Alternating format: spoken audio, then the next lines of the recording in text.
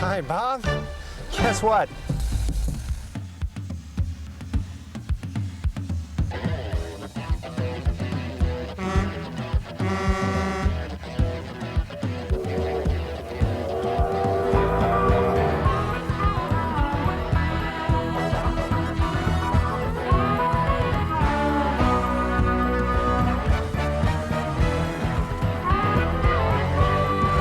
Bob Bourke is the mechanic at large.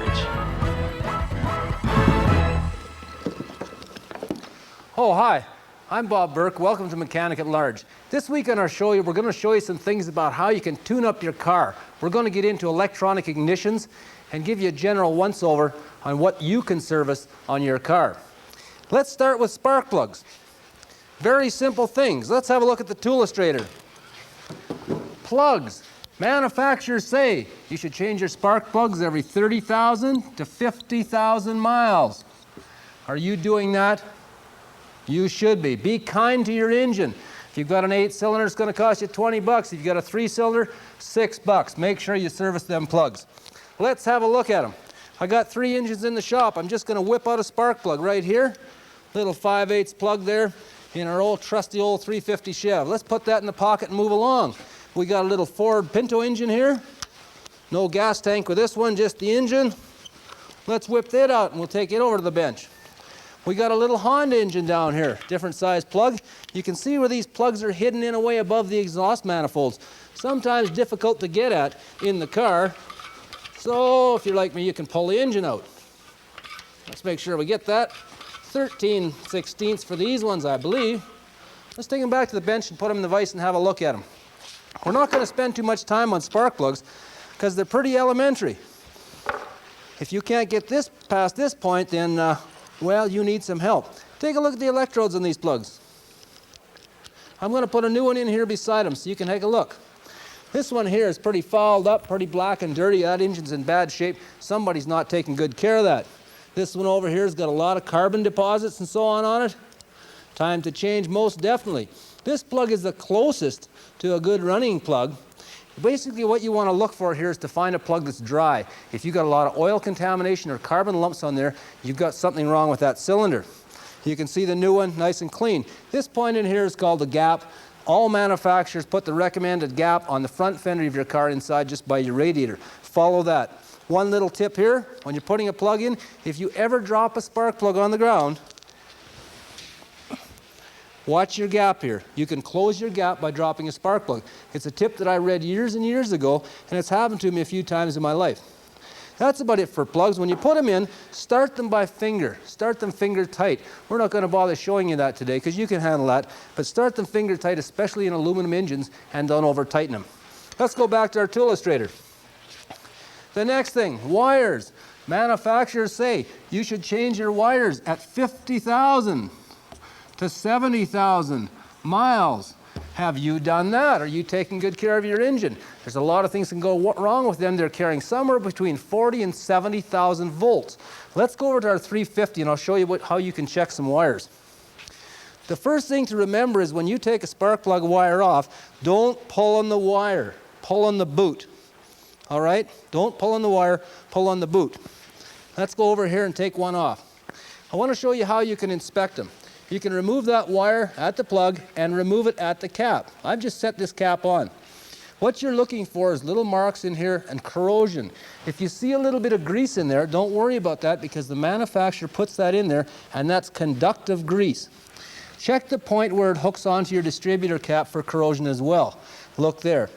The next thing that you can do is visually inspect the wires, and you can clean them with a mild solution of soap and water. That doesn't hurt them. I got a wet rag here, and I'm just going to wipe this down. We can take a lot of the grease off these wires that causes problems, and as you do this, visually inspect them for cracks and breaks and holes. If they've been arcing, you'll see spark marks or burn marks on those wires. So just clean them off as best you can. Try not to stretch them. Don't bend them too tightly this way, or you can crack the insulation in them. Clean them up and put them back on. Another thing to check for is stiff spots. If you've got any stiff spots in that wire, an area of 2 or 3 inches where it won't bend too much, it's time to get rid of it. Let's just set this back across the engine. I want to tell you something. There's one other way to check spark plugs that's really interesting. We're going to show you that in just a minute. I want to caution you, don't ever hang on to the end of one of these wires when your engine's running, or you're going to learn all about disco dancing again. These things pack a big, big charge, about 70,000. They won't kill you, but they'll make your hair stand on end. I'm going to show you a really interesting way now to check the condition of your wires. What we're going to do is turn off all the lights in the shop, and I want you to pay special attention to this area in here. If we've got any wires that are cracked or broken, you'll see them arcing against the metal parts of the engine. I've got Lee here to help me. She's going to start the engine up, and I'll turn the lights out. Okay, Lee?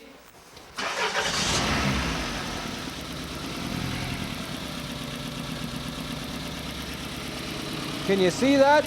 Great light show. We'll be right back. Most repairs shown on Mechanic at Large can be accomplished by the average person. Should you feel uncomfortable attempting any repairs, you should contact a qualified mechanic or your local service station. Mechanic at Large and this television station assume no responsibility.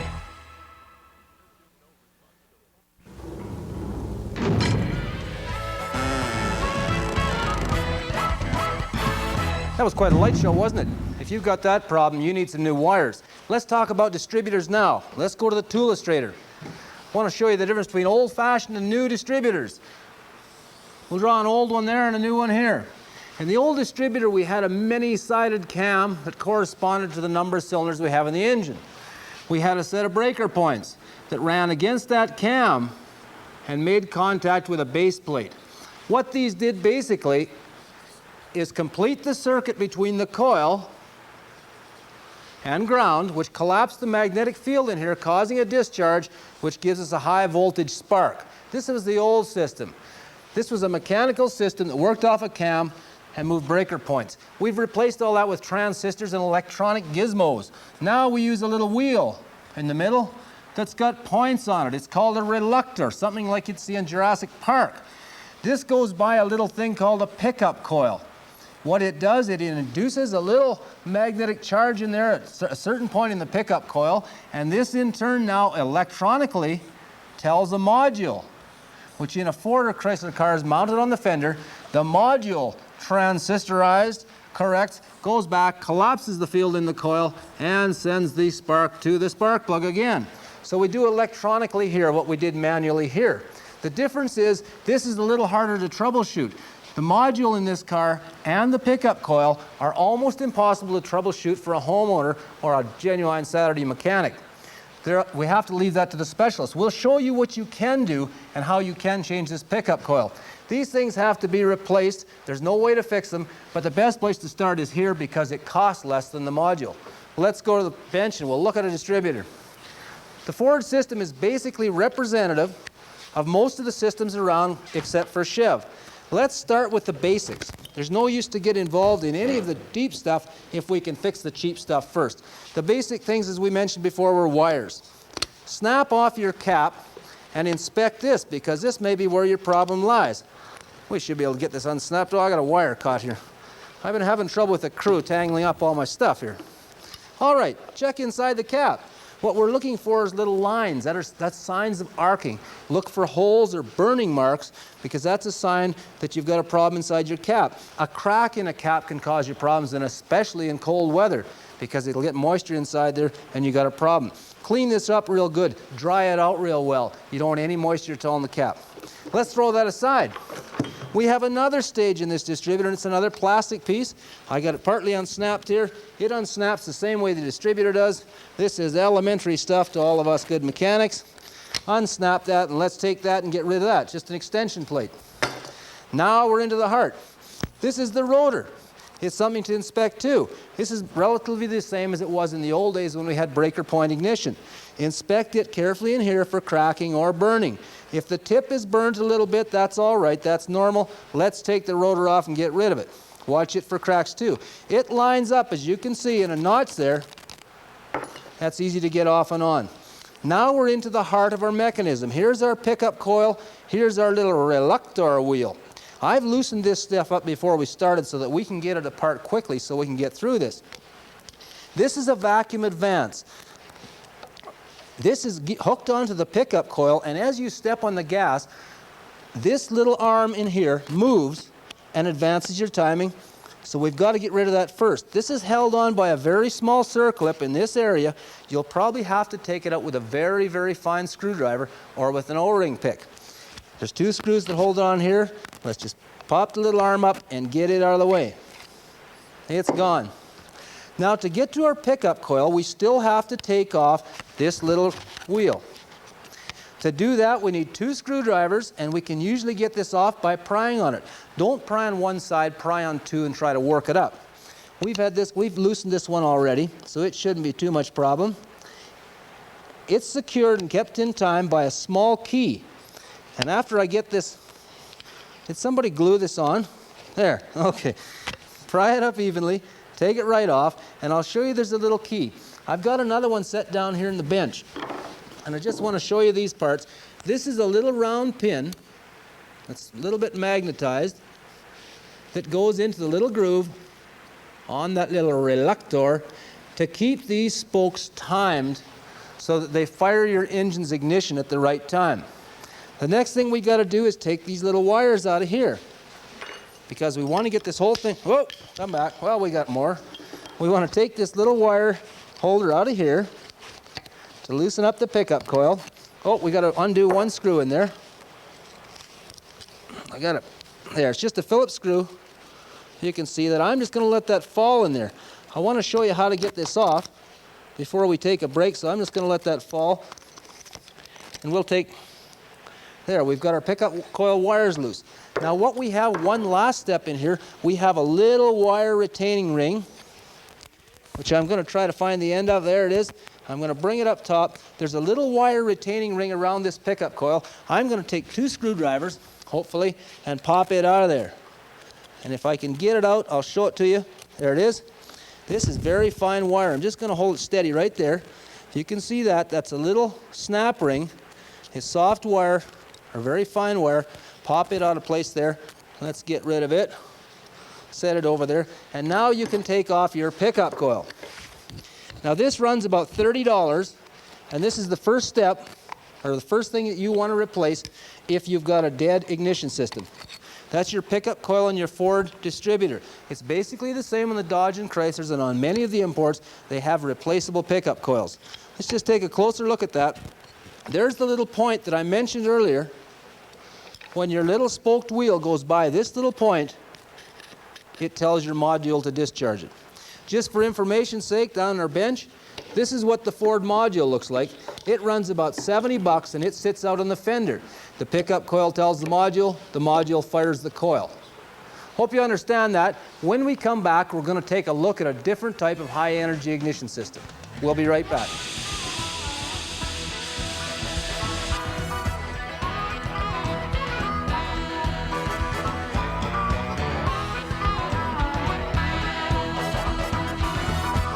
Here are some items you should keep in your car just in case. Bob will be back with more Mechanic at Large right after this.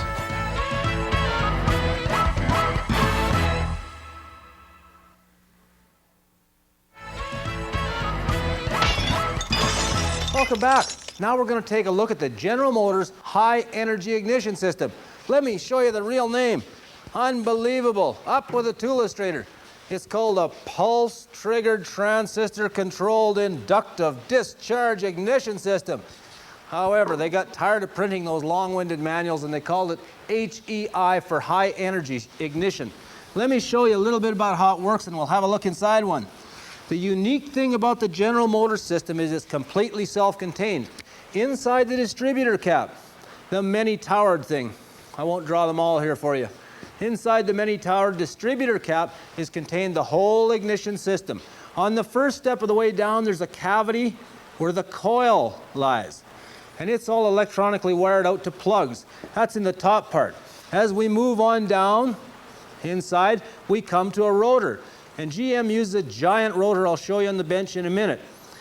It goes on to a distributor shaft, and then like the Ford and Chryslers, it has a little trigger wheel. This is called a trigger wheel, and I'll show you how to get to it. It also has the module and the pickup coil buried down deep in the system. Now the pickup coil in a GM goes around this. Let me draw this top down for you over here. Our trigger wheel in a GM is very fine, has very small triggers.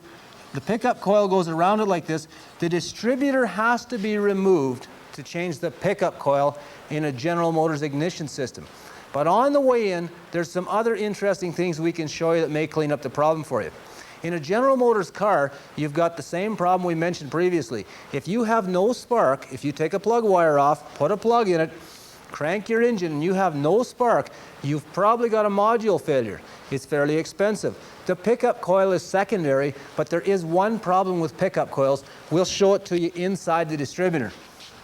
Let's go over to the bench. Isn't this a giant looking thing? Remember, it's got everything in it needs.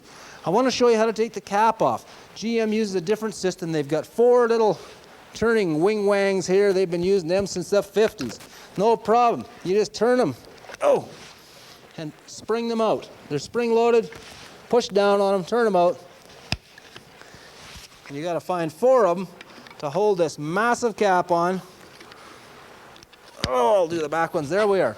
We're going to take the distributor cap off. Now, first of all, again, as on the Ford, check the cap externally. Look for cracking and lines. Make sure you got it cleaned up really good.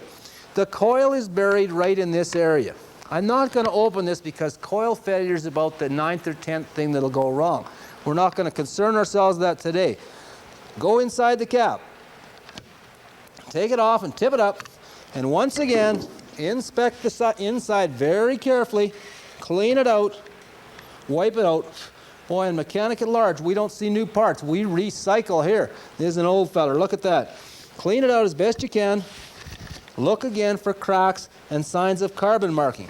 Pay particular attention to this little area right in here.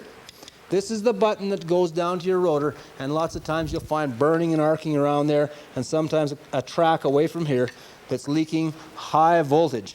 Let's get that out of the way. Set it over there in case I have to put it back in my car. Next we come to the rotor, and I'm going to tip this so you can see this a little better. Oh, yeah, there, that's better.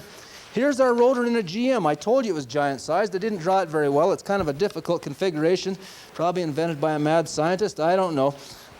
The cap gets its juice down from the rotor through this little spring. General Motors had a chronic problem some years back with burning through in the middle of the rotor. To identify that problem, just look in here and see if it's got a hole burnt. General Motors made some rotors that were black in color. Everybody else now in the aftermarket is making theirs different colors so they don't get confused. The black rotor caused trouble. Let's take it off. 2 screws. Very simple. Whoops. Well, simple. It looks simple anyway. 2 screws to take the rotor off. This is elementary stuff. You can run a screwdriver. I'm going to take these out and probably drop them on the floor. Oh, we'll loosen it off. We'll take this one out. I want to show you one unique thing about the General Motors rotor that they've been doing since the 50s. Where we screw the rotor on, we've got a little square tang here and a little square slot here. So you can't put the rotor on backwards. Now you can, but you're going to break the rotor. Let's keep going down inside. Here's the General Motors module. And you can take this module off without removing anything else, and we'll do that right now. Now there's one very critical thing that you have to remember to do right here. You have to mark these 2 little wires on this end. There's a green and a yellow in this distributor. You got to mark which is which. Take a pencil, write them down somewhere. You cannot mix them up, or you get trouble. I've got them memorized. Of course, I can always have a look at the show. Let's unhook them carefully, well, fairly carefully, and pop the module out and unhook it off the little plug on this end. This little module is about 60 bucks. If your GM is dead, that's most likely your problem. Let's set that aside. Now, the pickup coil is mounted down underneath, and I'm going to get rid of this distributor and put a different one in here to show you how to get it off. This is a procedure that means you have to remove the distributor from the car. That's not an easy job unless you know what you're doing. When we take the distributor out, we can drive the little gear off the bottom end with a roll pin and pull the centrifugal advance and the whole shaft right out. I'm just going to show you quickly the little wheel. This is on the Ford. We call this a reluctor. We call it a star wheel or whatever. There's the little trigger wheel. that runs inside this, which is the pickup coil. To get the pickup coil off again, 3 little bolts, and it comes out of there. Now, one thing I want to mention to you on General Motors cars, there's one little chronic problem that's caused by the vacuum advance.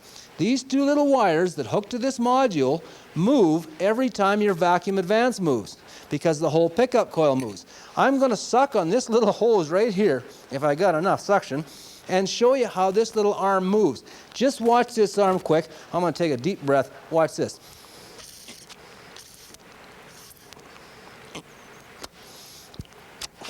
Did you see that move? When I was younger, I could do that a lot better. What happens every time that moves, about 1,000,000 times in the life of your car, is that these little wires have to move, and sometimes they get brittle and they'll break off and cause an open circuit between your pickup coil and your module. If that's the problem, you got to replace the pickup coil. But if you can find that break, you may be able to just splice it back onto this module. But remember, you can't solder on that module because it's transistorized. Let's just pop the pickup coil out of there. You can have one quick look at it. Well, I got a tool. Why use my fingers? Let's get it out of here so you can see it. And you'll see what you got to buy when you go to the store. There it is. The General Motors pickup coil. Check the wires on it and make sure they're all right. I hope you don't have to get this far into your system to make your car run properly. Remember what we talked about today.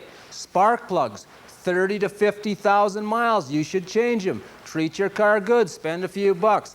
Move on from there to wires. Check all that. Remember our light show when we looked under the hood. Check it at night. If you can do that, saves you some money. From there, move on. Remember to inspect that cap and inspect all those components as you move down into your distributor, because if you can replace the cheap stuff, do that first. I hope you've learned something today, and I hope this will help you get going and keep you going on those long nights. Hope we'll see you next time on Mechanic at Large.